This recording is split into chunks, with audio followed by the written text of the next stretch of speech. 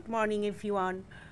আজকে সকালবেলায় ভাবলাম তোমাদের সঙ্গে একটু কথা শেয়ার করি, কিছু কিছু আমার গাছপালা আছে সেগুলো শেয়ার করি। তো চলো বাইরেটা থেকে শুরু করি। বৃষ্টি, আবার বৃষ্টি বৃষ্টি এখন লাগাতার হচ্ছে, পুজো পর্যন্ত বৃষ্টি হবে। তো তোমরা সবাই ওয়েট করো নতুন জামা কাপড় নতুন ড্রেসেস পরে বৃষ্টিতে ভিজে ভিজে ঠাকুর দেখার জন্য। আমিও ওয়েট করছি। চলো মর্নিংটা কীভাবে শুরু হলো তোমাদের সঙ্গে সেটাই শেয়ার করি। তো চলো প্রথমেই বৃষ্টি দেখিয়ে দিই। দেখো বৃষ্টি পড়ছে আমাদের চন্দননগরে, আজ প্রচণ্ড বৃষ্টি পড়ছে। তোমাদের ওখানে হচ্ছে কিনা জানিও। আর দেখো সেই পুঁই গাছটা যেটা ছোট্টবেলায় দেখিয়েছিলাম কত বড় হয়ে গেছে, জানলা জুড়ে। আমি কাটিনি, রেখে দিয়েছি। দেখতে খুব ভালো লাগছে আমার, এটাকে কেটে খাওয়ার আমার কোনো রকম ইচ্ছে নেই। তুলসী গাছ আছে। আর দেখো কুমড়ো এনেছিলাম, তো তার বীজ এই টবের মাটিতেই ফেলে দিয়েছিলাম, সেখান থেকে একটা গাছ বেরিয়েছে। এখানে কোনো সিডস ফেলেছিলাম, জানি না কোন সিডস, আমার এখন মনে পড়ছে না। তো সেখান থেকেও গাছ বেরিয়েছে দুটো। তো এইগুলোকে নিচে আমাদের একটুখানি মাটির জায়গা আছে, সেখানে একটু প্ল্যান্ট করার ইচ্ছে আছে। বৃষ্টির মধ্যে তো গাছপালা খুব ভালো হয়, তো দেখি কবে লাগাই, তোমাদের সাথে সেটাও শেয়ার করব। আর এদিকে আছে একটা মানি প্ল্যান্ট। এটা অ্যাকচুয়ালি আমার একটা গ্লাস কন্টেনারে রাখা ছিল, কিন্তু সেখানে ভালো না হচ্ছিল না, খুব একটা শুকিয়ে শুকিয়ে মানে কেমন মরে মরে যাচ্ছিল। তো আমি এখানে মাটিতে লাগিয়ে দিয়েছি টবে, তারপর দেখছি গাছটা খুব ভালো হচ্ছে, খুব সুন্দর পাতা হয়েছে। আর দেখো বাইরে এসেছি, বৃষ্টিতে ভরা মেঘলা আকাশ, চারিপাশে সবুজ, কি অসাধারণ লাগছে না দেখতে।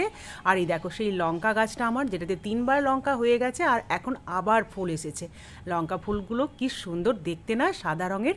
সন্ধেবেলায় লাইটে বা চাঁদের আলোতে আরও অনেক বেশি ভালো লাগে দেখতে।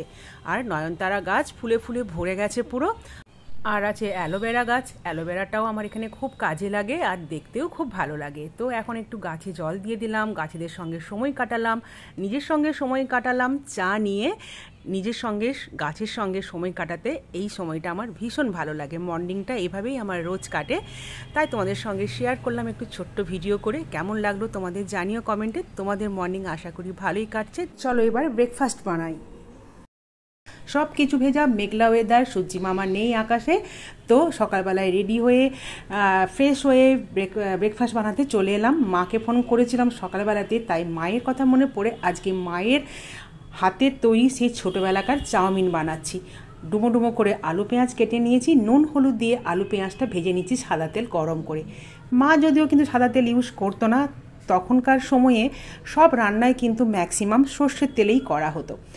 তো কী আর করা যাবে, আমি সাদা তেলেই আলু পেঁয়াজটা প্রথমে ভেজে নিলাম, নুন হলুদ দিয়ে সেদ্ধ করে রাখা নুডলসটা মিশিয়ে দিলাম।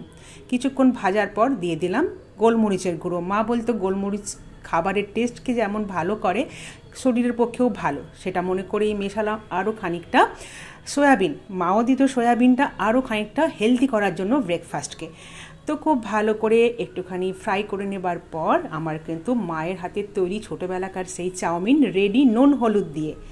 তো চলো সার্ভ করে দিই। মাও দিত সার্ভ করার সময় ওপর থেকে চানাচুর কিংবা ঝুরি ভাজা, আমিও সেটা করার চেষ্টা করলাম যাতে আমরা কোনো রকমের এই হালকা ধরনের নুডলসটাকে খেতে না করি। তো মা সেটাই চেষ্টা করতো, আমিও করলাম। তো চলো কেমন লাগলো তোমাদের এই রেসিপিটা অবশ্যই জানিও। টাটা।